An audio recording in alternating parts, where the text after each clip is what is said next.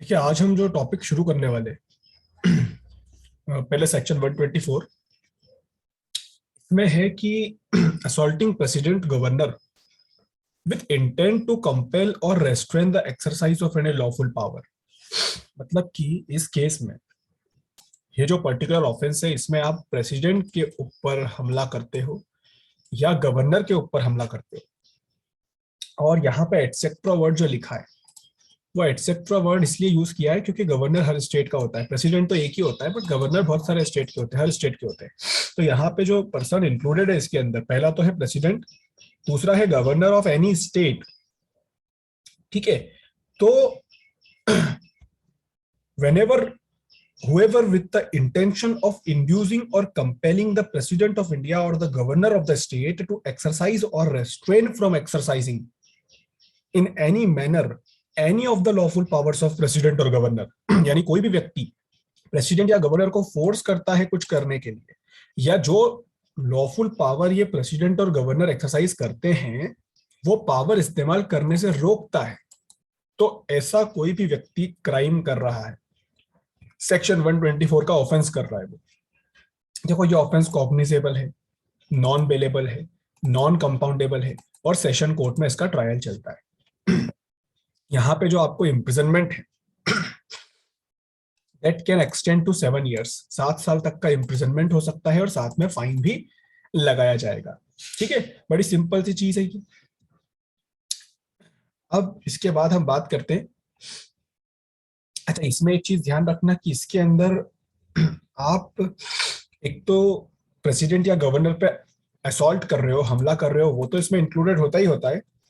साथ में अगर आप उसको रॉन्गफुली रेस्ट्रेन कर रहे हो, रॉन्गफुली रेस्ट्रेन करने का मतलब कि गलत तरीके से आप उसको रेस्ट्रेन कर रहे हो, या आप उस पर कोई क्रिमिनल फोर्स यूज कर रहे हो और उस क्रिमिनल फोर्स की मदद से आप उसे किसी काम को करने से रोक रहे हो या किसी काम को उससे जबरदस्ती करवा रहे हो, तो भी ये सेक्शन अप्लाई होगा। अब बात करते हैं एक इंपॉर्टेंट सेक्शन की, सेक्शन 124, जिसको हम कहते हैं सेडिशन। अब ये काफी इंपॉर्टेंट टॉपिक है और इसको आए दिन अखबारों में, न्यूज में पढ़ते रहते हैं कि सेडिशन मैटर लगा दिया है, अंदर करवा दिया है। अब ये क्या होता है सेडिशन? तो पहले तो ये समझ लो कि ये ऑफेंस किस तरह का है। कॉग्निजेबल ऑफेंस है, नॉन वेलेबल है, नॉन कंपाउंडेबल है और सेशन कोर्ट में इसका ट्रायल चलता है। और एक और चीज आप यहाँ पे नोटिस करो कि इसमें जो पनिशमेंट है वो लाइफ इम्प्रिजनमेंट और साथ में फाइन, या फिर imprisonment which may extend to 3 years और फाइन, या फिर सिर्फ फाइन। मतलब कि आप अगर इस सेडिशन को ध्यान से देखोगे तो आपको पता पड़ेगा कि एक तरफ तो लाइफ इम्प्रिजनमेंट जैसी सबसे गंभीर सजा यहाँ पे दे रखी है और एक तरफ लिख के रखा है कि सिर्फ फाइन से भी काम हो सकता है। यानी ये मैटर जो है बड़ा ही अजीब मैटर है, ये बड़ा ही अजीब ऑफेंस है, बहुत गंभीर भी हो सकता है और गंभीर नहीं भी हो सकता है। अब अपन इसका मतलब समझते हैं। तो देखो, पहले यहाँ पे सेक्शन पढ़ लेते हैं। इसमें लिखा है whoever by word either spoken or written, आप ये बैरेक में मार्क करते जाना, स्पोकन और रिटन और बाय साइन और बाय विजिबल रिप्रेजेंटेशन और अदरवाइज। मतलब यहाँ चार चीजें लिखी है, स्पोकन, रिटन, साइन और विजिबल रिप्रेजेंटेशन और अदरवाइज ब्रिंग्स और attempts to bring into hatred और contempt or excites or attempts to excite disaffection towards the government established by law in India shall be punished with these punishment, जो मैंने आपको बताई। मतलब यहाँ पे आप कर क्या रहे हो, यहाँ पे आप कुछ ऐसा बोल रहे हो या कुछ ऐसा लिख रहे हो या कुछ ऐसा साइन दिखा रहे हो या कुछ ऐसा विजिबल रिप्रेजेंटेशन दिखा रहे हो, कोई ऐसी चीज आप दिखा रहे हो लोगों को जिसे दिखाने के वजह से आप लोगों के अंदर नफरत फैला रहे हो। आप लोगों के अंदर नफरत फैलाना चाहते हो। किस चीज की नफरत? गवर्नमेंट के अगेंस्ट की नफरत। मतलब लोगों को गवर्नमेंट के अगेंस्ट भड़काने की कोशिश कर रहे हो आप। और वो भी गवर्नमेंट कैसी होना चाहिए? जो लॉफुली गवर्नमेंट आई है। गवर्नमेंट लॉफुली आई, जैसे फॉर एग्जांपल इलेक्शन के थ्रू जो गवर्नमेंट आई है इंडिया के अंदर, वो लॉफुल गवर्नमेंट है।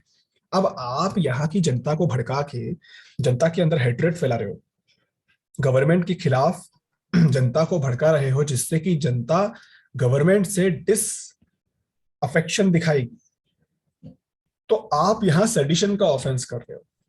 ठीक है, जब आईपीसी नहीं था तो इसके पहले जो इंडिया का क्रिमिनल जुरिस्प्रूडेंस चलता था अंग्रेजों के अकॉर्डिंग, उसमें एक ऑफेंस हुआ करता था ट्रेजन नाम का। ट्रेजन, इस ट्रेजन का मतलब होता है ऑफेंस अगेंस्ट द स्टेट। ठीक है, ट्रेजन का मतलब होता है ऑफेंस अगेंस्ट द स्टेट। और ये चीज समझना कि ये जो ऑफेंस है, कौन सा ऑफेंस, ये जो हम पढ़ रहे हैं सेडिशन, ये काफी क्लोजली रिलेटेड है इस चीज से। यानी कि आप कह सकते हो कि पहले जिसको ट्रेजन कहा जाता था, कुछ उसी तरह का ये सेडिशन भी है। ट्रेजन में भी यही होता था कि जो व्यक्ति गवर्नमेंट के अगेंस्ट कुछ बोलता था, गवर्नमेंट के अगेंस्ट किसी को भड़काता था, उसको उठा के जेल में डाल दिया जाता था। और सेडिशन में भी क्या होता है, बस सेडिशन में फर्क इतना है कि आप थोड़ी चेकिंग वगैरह की जाती है इस चीज की कि सामने वाला जो व्यक्ति बोल रहा है क्या वो सच में गवर्नमेंट के अगेंस्ट कोई भड़काने वाली चीज है भी या नहीं है। ठीक है, अब थोड़ा सा सेडिशन का मतलब समझ लेते हैं। Sedition in itself is a comprehensive term.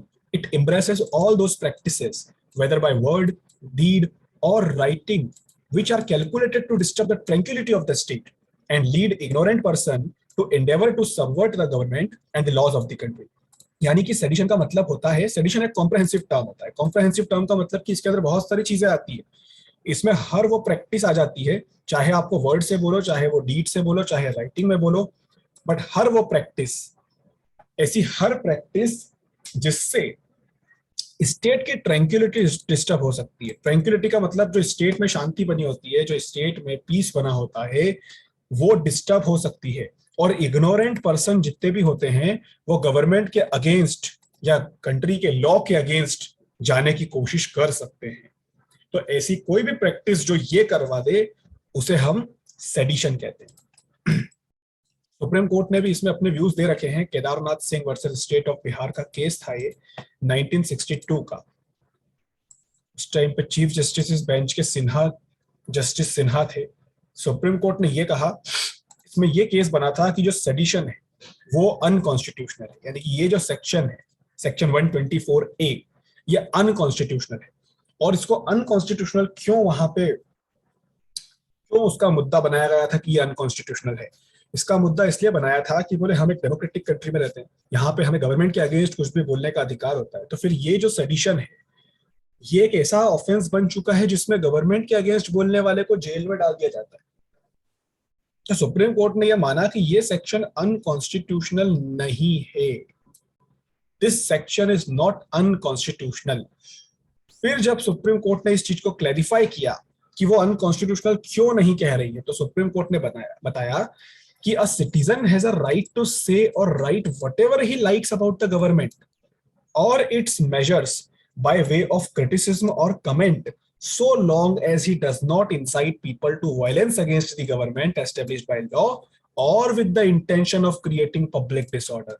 तो सुप्रीम कोर्ट ने क्या बोला कि भाई देखो, ये बात तो बिल्कुल सच है कि हम एक डेमोक्रेटिक कंट्री में रहते हैं और यहाँ के लोगों को गवर्नमेंट के अगेंस्ट बोलने का पूरा पूरा अधिकार होता है।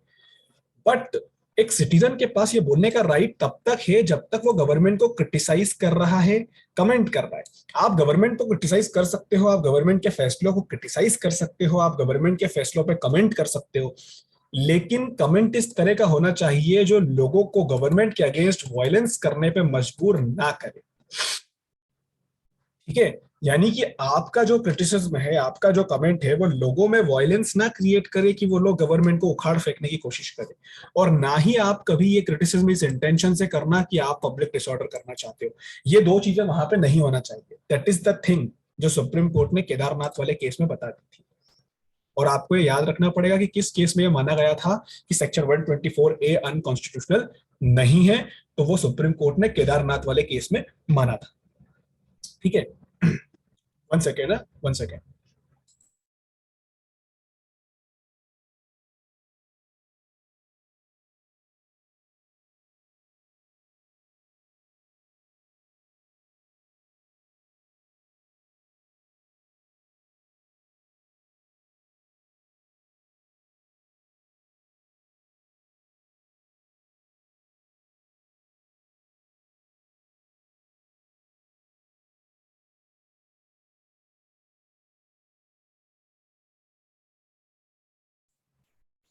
चलिए,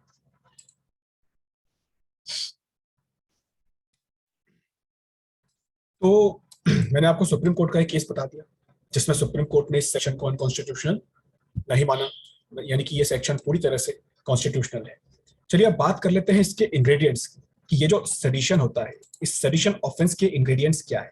तो देखो, पहला इंग्रेडिएंट यहाँ पे ये है, bringing or attempting to bring into hatred or contempt or exciting or attempting to excite dissatisfaction toward the government of India। यानी जो फर्स्ट इंपॉर्टेंट चीज यहाँ पे होती है वो ये कि आप लोगों के अंदर नफरत लेके आ रहे हो, या नफरत लाने की कोशिश कर रहे हो, या आप लोगों को कंटेम्प्ट करवाने की कोशिश कर रहे हो, या आप लोगों को एक्साइट कर रहे हो, या अटेम्प्ट कर रहे हो उन्हें एक्साइट करने के लिए, जिससे कि वो गवर्नमेंट से डिसअफेक्शन शो करे, यानी कि वो गवर्नमेंट के अगेंस्ट जाने की कोशिश करें।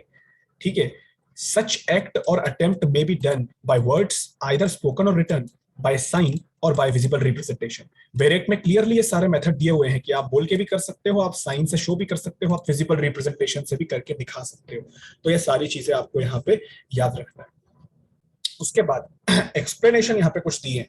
यहाँ पे एक्सप्लेनेशन जो है फर्स्ट वाला, उसमें ये शो किया है कि disaffection include disloyalty and all feelings of enmity.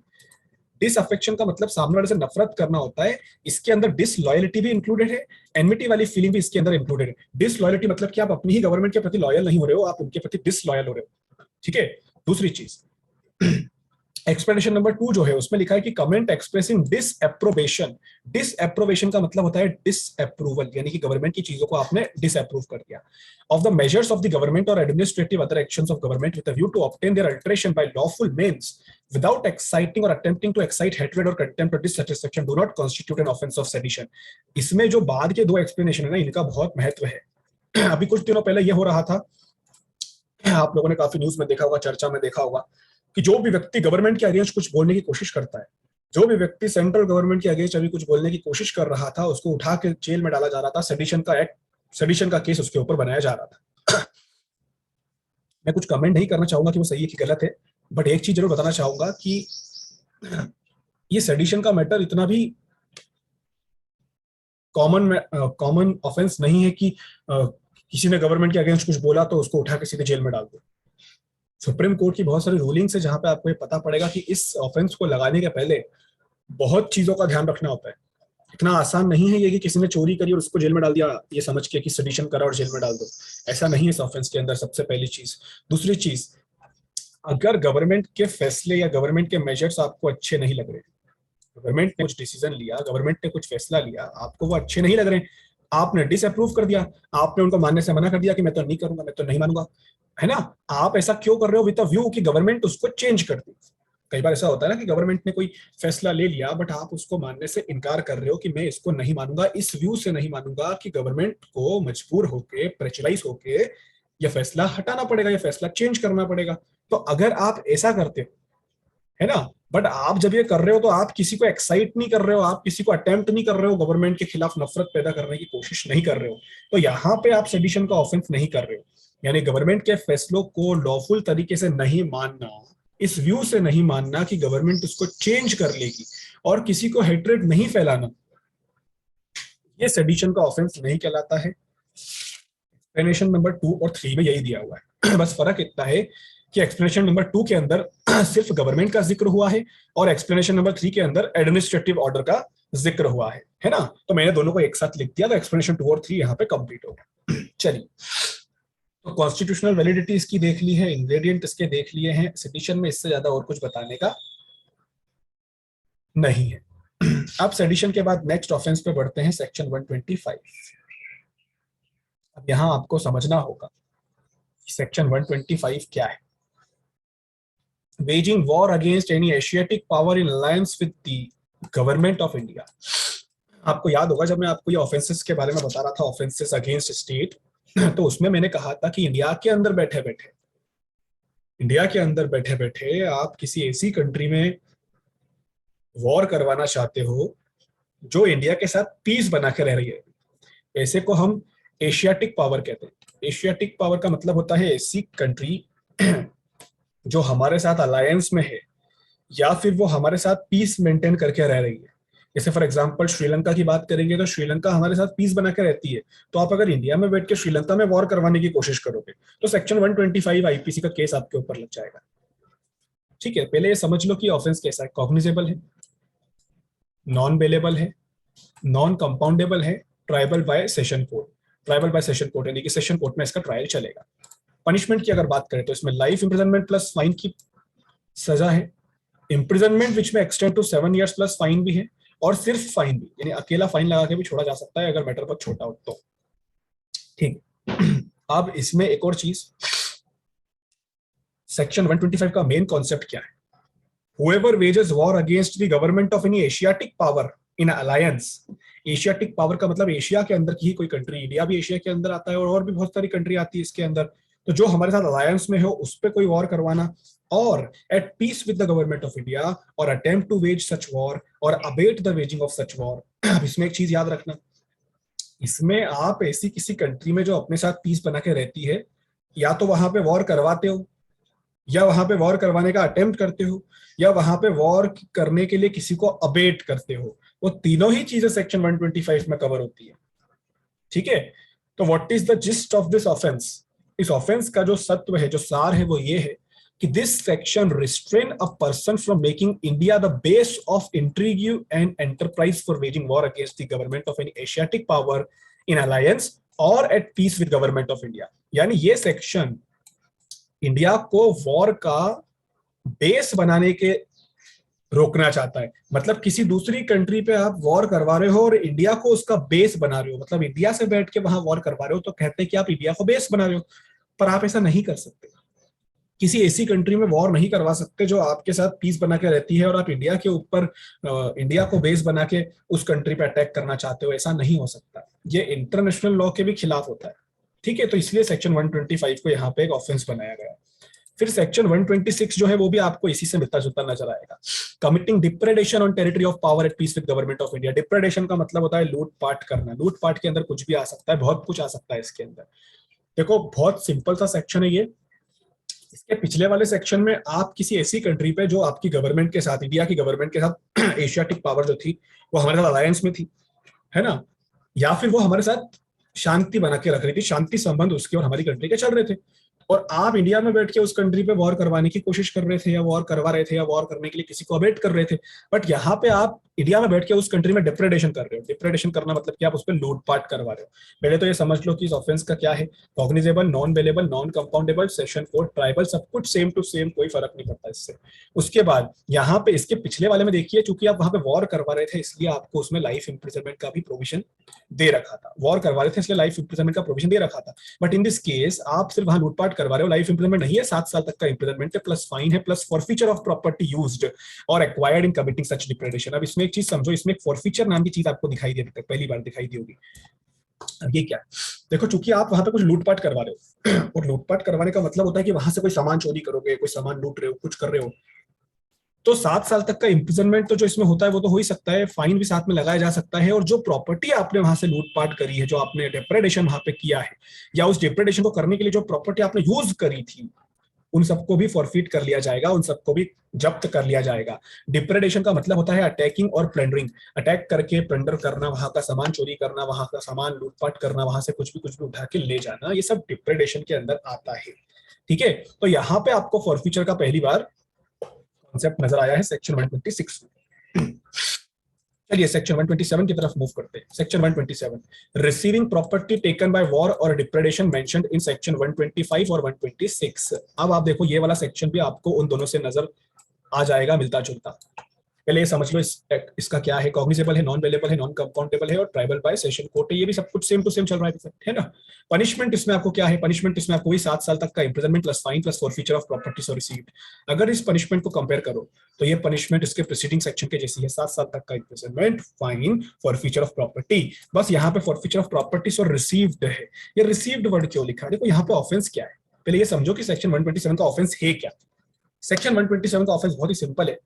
इसके पिछले वाले सेक्शन में, यानी कि सेक्शन 126 में या फिर सेक्शन 125 में किसी ने इंडिया में बैठ के दूसरी कंट्री पे, जो कि इंडिया के साथ शांति संबंध बना के रखती है, उस पर हमला करवाया, और हमला करवा के वहां से कोई प्रॉपर्टी डिप्रेडेट कर ली, यानी डिप्रेडेशन कर लिया, वहां से प्रॉपर्टी लूटपाट कर ली, और वो प्रॉपर्टी आपने खरीद लिया, वो प्रॉपर्टी उसने आपको दे दी और आपने रिसीव कर ली।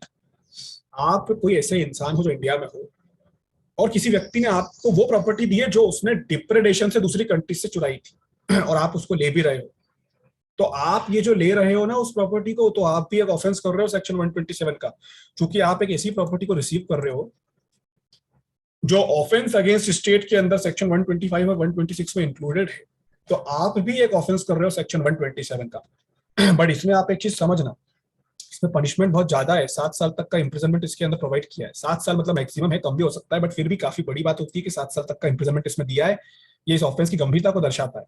बट एक चीज आप इसमें याद रखिएगा, this section applies to those persons who knowingly receive any property obtained by waging war with a power at peace with government of India और बाय कमिटिंग डिप्रेडेशन। ये नोइंगली वर्ड आपको यहाँ पे ध्यान रखना पड़ेगा। जो प्रॉपर्टी आप रिसीव कर रहे हो, अगर आपको वो पता ही नहीं है कि वो प्रॉपर्टी किसी ने दूसरी कंट्री से चुराई होगी, वेज वॉर करते वक्त चुराई होगी, अगर आपको पता नहीं है तो फिर आपके ऊपर सेक्शन 127 का प्रोविजन अप्लाई नहीं होगा। बट ये चीज नोइंगली होना चाहिए।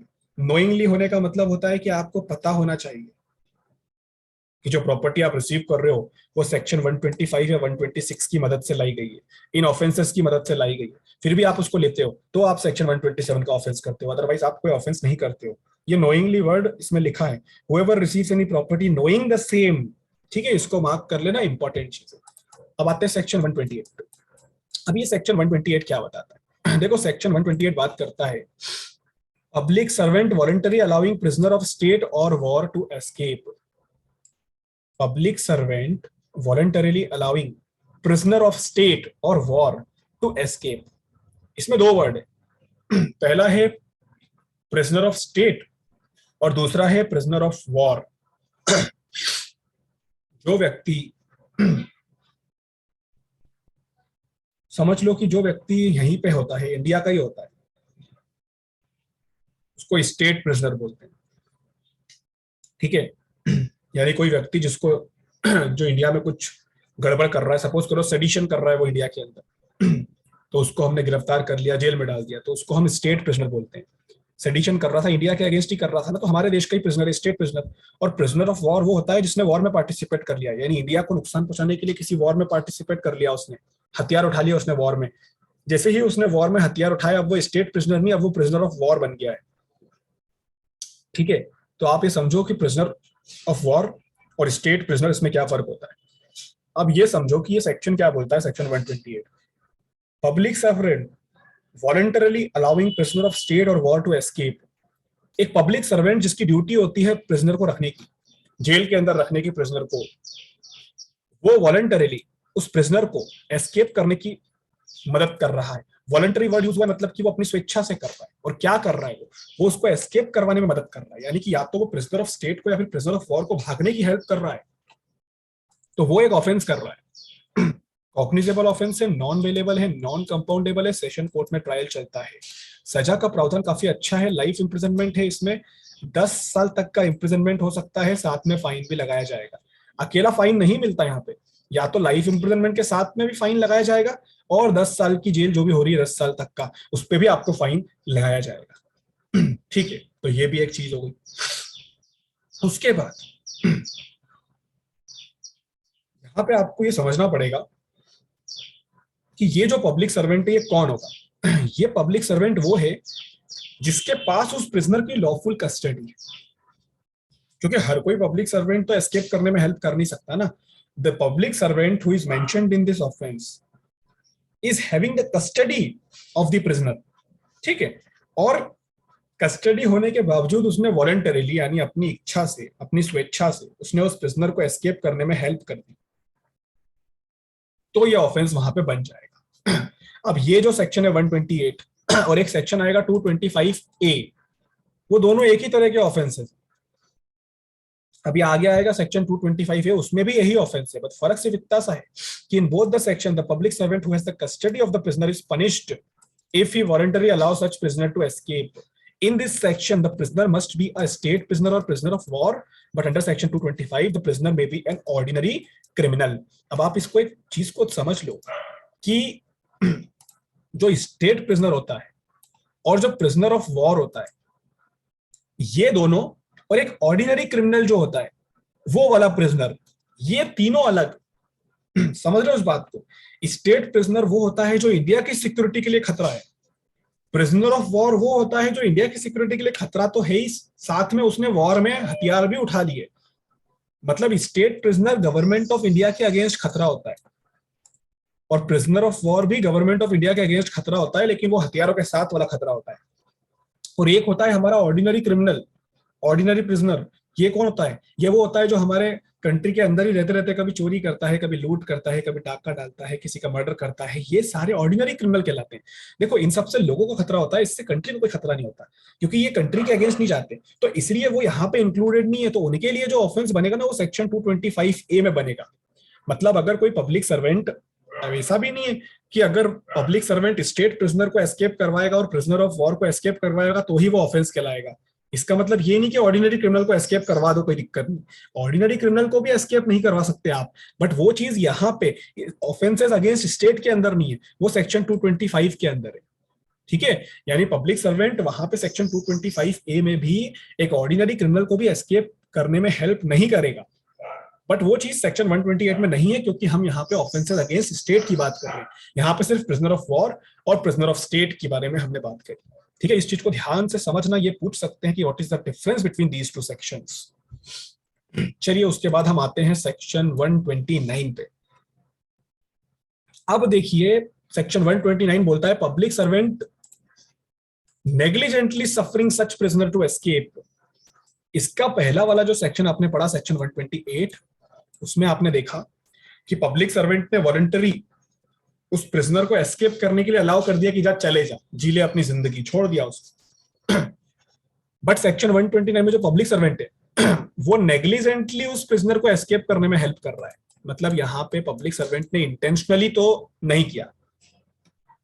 इसका पिछला वाला जो सेक्शन था ना, उसमें जैसे ही वॉलंटरी वर्ड यूज हुआ, मैंने आपको बताया था कि मेंस रिया नाम की एक चीज होती है जो आपको बेयर एक्ट में कहीं भी दिखाई नहीं देगी, बट आपको वो अलग अलग शब्दों से नजर आएगी, जैसे कि वॉलंटरी, नोइंगली, विलिंगली। तो इसका पिछला सेक्शन वॉलंटरी वर्ड यूज कर रहा था, मतलब कि वहां पे उस पब्लिक सर्वेंट का इंटेंशन था एस्केप करवाने का, और इसलिए उसने वॉलंटरीली एस्केप करवा दिया, तो वो एक बड़ा ऑफेंस बनता है। बट अगर मान लो कि मैं एक पब्लिक सर्वेंट हूं और मेरे पास कस्टडी है किसी स्टेट प्रिजनर की या किसी प्रिजनर ऑफ वॉर, ठीक है, और मैं उसको कन्फाइनमेंट में रख भी रखा है, मैंने उसको पकड़ रखा है, मैंने उसको जेल में रख रखा है, बट मैंने कुछ नेग्लिजेंसी वहां पे दिखा दी, मैंने कुछ गलती वहां पे कर दी, है ना। नेग्लिजेंसी का मतलब आप समझते हो ना, आप सब लोग समझते हो गए नेग्लिजेंसी का मतलब। नेग्लिजेंसी का मतलब होता है कि मेरी कुछ ऐसी गलती, या जिस जगह पे मुझे ध्यान रखना था मैंने उस जगह पे ध्यान नहीं रखा, और मेरी उस गलती के कारण वो प्रिजनर जो है वो एस्केप हो गया, वो प्रिजनर वहां से भाग गया। तो चूंकि यहाँ पे मैं नेग्लिजेंट था, यहाँ पे मैंने ध्यान नहीं रखा, इसलिए ये मेरी गलती है कि वो प्रिजनर भाग गया। बट ठीक है, यहाँ पे चूंकि इंटेंशन नहीं था मेरा, यहाँ पे मेरा इंटेंशन नहीं था, एज अ पब्लिक सर्वेंट मैं उसको भगाना नहीं चाहता था, सिर्फ और सिर्फ मेरी एक्स्ट्रा केयर नहीं होने के कारण वो भाग गया, यानी कि मैंने नेग्लिजेंटली अपनी ड्यूटी निभाई, इसलिए वो भाग गया। इसलिए ऑफेंस पे जो पनिशमेंट है वो भी ज्यादा नहीं है, यहाँ पे सिंपल इंप्रिजनमेंट है जो कि 3 साल तक की हो सकती है, साथ में फाइन भी आप पे लगाया जा सकता है। तो सिंपल इंप्रिजनमेंट। अभी तक जितने भी ऑफेंस मैं आपको बता रहा था उसमें डिस्क्रिप्शन नहीं दिया था, और जहां डिस्क्रिप्शन नहीं दिया होता है वहां पे कोर्ट की इच्छा होती है कि वो सिंपल इंप्रिजनमेंट देना चाहती है, या फिर वो रिगरस देना चाहती है, या फिर वो दोनों देना चाहती है। पर यहाँ पे क्लियरली लिखा है कि इंप्रिजनमेंट जो है वो सिंपल होना चाहिए, मतलब यहाँ पे कोर्ट के पास पावर नहीं है कि वो रिगरस इंप्रिजनमेंट दे। दूसरी चीज, ये कॉग्निजेबल ऑफेंस होता है। एक और चीज, ये बेलेबल ऑफेंस होता है, नॉन कंपाउंडेबल होता है, और ट्राइबल बाय जेएमएफसी होता है। आपको यहाँ पे दो चीजें नहीं दिख रही है इस बार, एक तो ये बेलेबल वाली और एक ये जेएमएफसी वाली। चूंकि ये ऑफेंस बहुत ज्यादा गंभीर नहीं है, सिर्फ यहाँ पे पब्लिक सर्वेंट अपनी नेग्लिजेंसी के कारण फंस रहा है, वरना इंटेंशन उसका नहीं था, इसलिए इस केस में बेल इजीली मिल जाती है। और ये ट्रायल सेशन कोर्ट में नहीं चलता है, ये जुडिशियल मजिस्ट्रेट फर्स्ट क्लास की कोर्ट में चलता है, और साथ ही साथ इसकी पनिशमेंट भी 3 साल तक की है सिर्फ, और वो भी सिंपल इंप्रिजनमेंट है। तो आपको इस चीज को ध्यान रखना है। उसके बाद ये ऑफेंस जो है सेक्शन 128 के जैसा ही है, लेकिन फर्क सिर्फ इतना है कि यहाँ पे इंटेंशन नहीं था, यहाँ पे नेग्लिजेंसी थी। Under it the escape of prisoner should be owing to the negligence of the public servant. और जैसा कि मैंने आपको सेक्शन 128 में बताया कि सेक्शन 128 सिर्फ प्रिजनर ऑफ स्टेट और प्रिजनर ऑफ वॉर पे अप्लाई होता है, अगर एक ऑर्डिनरी क्रिमिनल के साथ ऐसा होगा तो उस पर सेक्शन 225A अप्लाई होगा। सेम चीज यहां भी होती है, अगर एक ऑर्डिनरी क्रिमिनल भाग जाता है पब्लिक सर्वेंट की नेग्लिजेंसी से तो वो सेक्शन 223 के अंदर आएगा। बट यहाँ पे भागा कौन है नेग्लिजेंसी से? यहाँ पे भागा है स्टेट प्रिजनर या फिर प्रिजनर ऑफ वॉर, इसलिए ये सेक्शन 129 में है। चलिए, ये भी कंप्लीट हो गया। अब बात करते हैं सेक्शन 130 की। सेक्शन 130 क्या कहता है? एडिंग एस्केप ऑफ रेस्क्यूइंग और हार्बरिंग सच प्रिजनर। देखो अभी आपने देखा सेक्शन 128 और 129 से एक प्रिजनर भागा था, किसी पब्लिक सर्वेंट ने किसी प्रिजनर को भगा दिया, स्टेट प्रिजनर को या प्रिजनर ऑफ वॉर को, या फिर पब्लिक सर्वेंट की नेग्लिजेंसी से कोई स्टेट प्रिजनर या प्रिजनर ऑफ वॉर भाग गया, और अब वो भाग गया सेक्शन 128 और 129 में, और आपने उसको रेस्क्यू कर लिया, यानी आपने उसको बचा लिया। जब वो भागा तो आपने उसको बचा लिया, आपने उसको अपने घर में पनाह दे दी, आप उसको अपने घर ले आए और पुलिस को बताया भी नहीं, और आप उसको छुपा के रख रहे हो, कंसील करके रख रहे हो ताकि किसी को मालूम ना पड़ जाए। आप उसकी मदद कर रहे हो कि वो फिर से रिकैप्चर ना हो जाए। तो यहाँ पे आप जो ऑफेंस कर रहे हो वो सेक्शन 130 का ऑफेंस कर रहे हो, जो कि एक cognizable, non bailable, non compoundable और triable by court of session का मैटर, ऐसा ऑफेंस कर रहे हो आप। इतना गंभीर ऑफेंस कर रहे हो आप एक भागे हुए कैदी को अपने घर में रखने के लिए। एक स्टेट प्रिजनर को, एक प्रिजनर ऑफ वॉर को, जो सेक्शन 128 में भागा हो या 129 में भागा हो, इससे फर्क नहीं पड़ता कि वो किस सेक्शन में भागा है, फर्क इससे पड़ता है कि वो भागा है। और दूसरी चीज कि आप उसकी मदद कर रहे हो, एक तरह से आपने उसकी भागने में मदद करी हो, या आपने उसको बचाने में मदद करी हो, रेस्क्यू किया हो, हार्बर किया हो, अपने घर में छुपाया हो, कंसील किया हो ताकि फिर से वो पकड़ा ना जाए, तो आप यहाँ पे एक ऑफेंस कर रहे हो जिसमें लाइफ इंप्रिजनमेंट आपको मिल सकता है। Imprisonment which may extend to 10 years, और फाइन भी साथ में लगाया जाएगा। मतलब कि लाइफ इंप्रिजनमेंट के साथ भी यहाँ पे फाइन लगाया जाएगा, और 10 साल के इंप्रिजनमेंट, 10 साल तक का जो भी इंप्रिजनमेंट है उस पर भी फाइन लगाया जाएगा। This section requires that the rescue और असिस्टेंट बी गिवन नोइंगली। एक चीज जरूर याद रखना, यहाँ पे जो आप असिस्टेंस उसको दे रहे हो, यहाँ पे जो आप उसको मदद दे रहे हो, जो आप रेस्क्यू उसको कर रहे हो, वो नोइंगली करना पड़ेगा आपको। नोइंगली का मतलब कि आपको पता होना चाहिए कि वो एक स्टेट प्रिजनर है, वो एक प्रिजनर ऑफ वॉर है, वो भागा हुआ है, ये जानते हुए भी आप उसकी मदद कर रहे हो। अगर आप जानते नहीं हो, अगर आप उसको एक नॉर्मल सा इंसान समझे जो रात को रोड पे अकेला खड़ा हुआ था और ठंड बहुत ज्यादा थी, और आपको लगा कि ये एक अच्छा इंसान है, रोड पे खड़ा हुआ है, मैं इसको आज रात को अपने घर पे सुला लेता हूँ वरना ये ठंड से मर जाएगा, और ये सोच के अगर आप उसको अपने घर पे सुलाने ले गए, आपको पता भी नहीं है कि वो एक स्टेट प्रिजनर है या वो एक प्रिजनर ऑफ वॉर है, आपने सिर्फ एक इंसानियत के नाते उसको अपने घर पे एक रात के लिए सुला लिया ताकि वो ठंड से मर ना जाए, तो यहाँ पे आपने सेक्शन 130 का ऑफेंस नहीं किया। क्योंकि सेक्शन 130 का ऑफेंस तभी बनता है व्हेन द रेस्क्यू और when the assistance is given knowingly. और नोइंगली का मतलब होता है ये जानते हुए कि वो एक स्टेट प्रिजनर है, वो एक प्रिजनर ऑफ वॉर है, आप उसको असिस्टेंस दे रहे हो, यानी कहीं ना कहीं ये इंटेंशन को शो करता है ये वर्ड। ठीक है, तो सेक्शन 130 यहाँ पे कंप्लीट हुआ। उसके बाद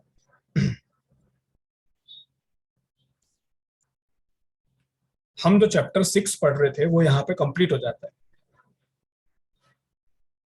अब चैप्टर 6 के बाद हम मूव करते हैं हमारे नेक्स्ट चैप्टर पे, इसको हम कहते हैं चैप्टर 7। अब देखिए चैप्टर 7 जो है और चैप्टर 6 जो है, उसमें एक कॉमन चीज बताता हूं मैं आपको, इसको याद करने की ट्रिक्स। चैप्टर 6 जो था वो 121 से 130 था, 121 से 130, और ये है 131 से 140, एकदम सिमिलर। 131 से 140, वो 121 से 130 था, ये 131 से 140 है। वो ऑफेंस अगेंस्ट स्टेट था, ये offence relating to army, navy and air force, यानी सारे ऑफेंसेस जो आर्मी से रिलेटेड होते हैं, नेवी से रिलेटेड होते हैं और एयरफोर्स से रिलेटेड होते हैं, वो इसके अंदर आते हैं। अब आर्मी मतलब जो जमीन पे काम करती है, नेवी मतलब जो पानी में काम करती है, और एयरफोर्स मतलब जो हवा में काम करती है, उनसे रिलेटेड कोई भी ऑफेंस सब चैप्टर 7 में आते हैं।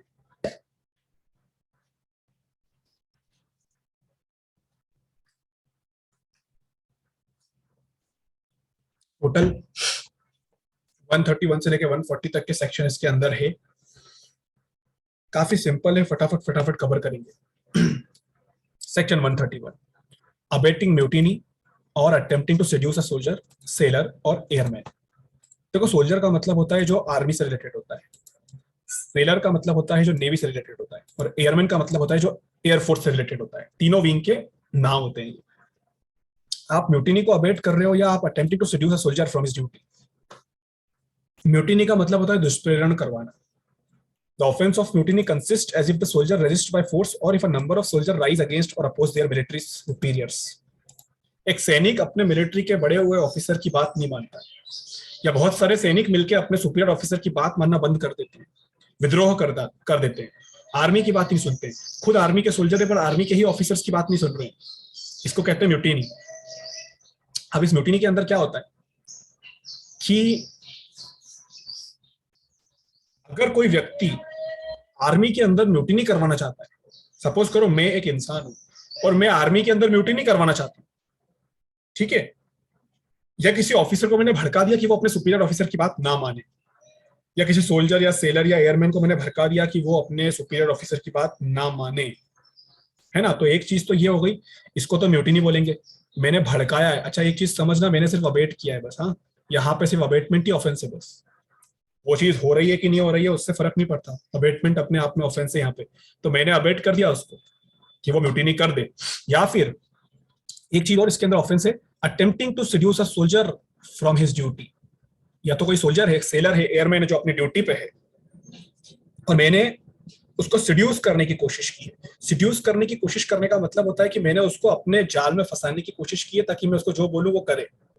सिड्यूस करने का मतलब ये होता है उसको अपने तरफ, अपने फेवर में लाना, विचलित करना, उसको उसको उसके साथ कुछ ऐसा करना जिससे कि वो आपकी बात मानने लग जाए, उसको सिड्यूस करना कहते हैं। ठीक है, तो दो चीजें इसमें ऑफेंस है, एक तो अबेटिंग म्यूटिनी और seducing, attempting to seduce the soldier. अगर कोई भी व्यक्ति इन दोनों में से कुछ भी करता है, इस चीज से फर्क नहीं पड़ रहा है, देखो कि इसका रिजल्ट क्या है, समझना इस बात को, इसका रिजल्ट क्या है ये फर्क नहीं पड़ता है, बस ये कर दिया उससे फर्क पड़ता है।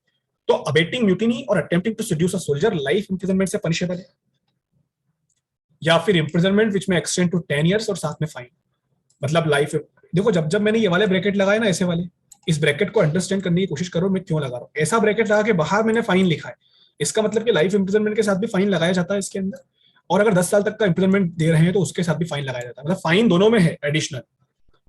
ऑफेंस की थोड़ी प्लानिंग की बात करें तो कॉग्निजेबल है, नॉन वेलेबल है, नॉन कंपाउंडेबल है, सेशन ट्राइबल है, बात यहीं पे खत्म हो जाती है। ठीक है, यहाँ पे समझो कि अच्छा इसमें सबसे इंपॉर्टेंट चीज की यहाँ पे सिर्फ और सिर्फ अबेटिंग द म्यूटिनी पनिशेबल है। अबेटमेंट के बाद म्यूटिनी हुआ या नहीं हुआ उससे कोई फर्क नहीं पड़ता, सिर्फ आपने अबेट कर दिया, आपका काम हो गया, आपको पनिशमेंट मिल जाएगी। सेक्शन 132 पे मूव करते हैं। सेक्शन 132 पे जाओगे तो वहां पे बात करते हैं abetment of mutiny if mutiny is committed in consequence thereof. अब आप समझे कि मैं बार बार आपको वहां पे फिगर आउट क्यों कर रहा था कि म्यूटिनी हुआ कि नहीं हुआ उससे फर्क नहीं पड़ता, सिर्फ अबेटमेंट पनिशेबल है वहां पे, क्योंकि अगर आपके अबेटमेंट से म्यूटिनी हो जाएगा तो फिर आप पे सेक्शन जो लगेगा वो 132 लग जाएगा। मतलब समझ रहे हो, आपने म्यूटिनी करवाने के लिए किसी को अबेट किया, किसी सोल्जर को आपने अबेट किया म्यूटिनी करने के लिए, बट म्यूटिनी उसने किया ही नहीं, तो आप पे सेक्शन 131 लग जाएगा। बट अगर आपने उसको म्यूटिनी के लिए अबेट किया और उसने म्यूटिनी कमिट कर दी, यानी उसने अपने सुपीरियर ऑफिसर की बात मानना बंद कर दी, मतलब म्यूटिनी सक्सेसफुल हो गई, और ये जो म्यूटिनी हुई है ये हुई है as a consequence of your abetment, तो अब की बार जो आप पे ऑफेंस बना है वो सेक्शन 132 का बना है जो थोड़ा बड़ा होता है। Cognizable, non वेलेबल, non compoundable, session tribal, सब कुछ सेम है, लेकिन पनिशमेंट का डिफरेंस देखो। डेथ सेंटेंस की बात हो चुकी है यहाँ पे, कितनी बड़ी बात होती है, डेथ सेंटेंस इंडिया में कितनी मुश्किल से दी जाती है, और इस ऑफेंस के लिए डेथ सेंटेंस का प्रोविजन दिया है। Death sentence, life imprisonment, imprisonment which may extend to 10 year, सब में फाइन लगा है, डेथ के साथ भी फाइन लगाओ आप इसमें, लाइफ इंप्रिजनमेंट के साथ भी फाइन लगाओ आप इसके अंदर, और इंप्रिजनमेंट टिल 10 ईयर के साथ भी आप फाइन इसमें लगाओ। तो अब आप ये भी याद रखो कि डेथ सेंटेंस आईपीसी में कहां कहां दिया है, तो एक सेक्शन अब आपके दिमाग में बैठ जाना चाहिए कि सेक्शन 132 में भी दिया है। और ऑफेंस क्या है सेक्शन 132 जिसमें आपको डेथ सेंटेंस मिल रहा है? यह ऑफेंस है कि आपने म्यूटिनी को अबेट किया है और आपके अबेटमेंट के कारण म्यूटिनी कमिट हुई है। ठीक है, चलिए सेक्शन 133 पे आते हैं। सेक्शन 133 पे आओगे तो उसमें पता पड़ेगा abetment of assault by soldier, sailor और airman on his superior officer when execution of his office. अब आप इसमें क्या कर रहे हो, अब आप देखो इसमें एक नया ऑफेंस कर रहे हो। Whoever abet an assault by an officer, soldier, sailor or airman in the army on any superior officer, आप किसी सोल्जर, सेलर और एयरमैन को भड़का रहे हो कि वो अपने सुपीरियर ऑफिसर पे हमला करे, मतलब आप किसी ऑफिसर को अबेट कर रहे हो उसके सुपीरियर ऑफिसर पे असॉल्ट करने के लिए, हमला करने के लिए। कब? जब वो अपने ऑफिस में हो, यानी कि जब वो अपनी ड्यूटी पे हो उस वक्त आप किसी सोल्जर को अबेट करके उसके बड़े ऑफिसर पे उससे ही हमला करवाते हो। देखो आप कितना अजीब ऑफेंस कर रहे हो। अच्छा रिजॉइन करो पहले, फिर मैं आपको इसको बताता हूँ कंप्लीट करके।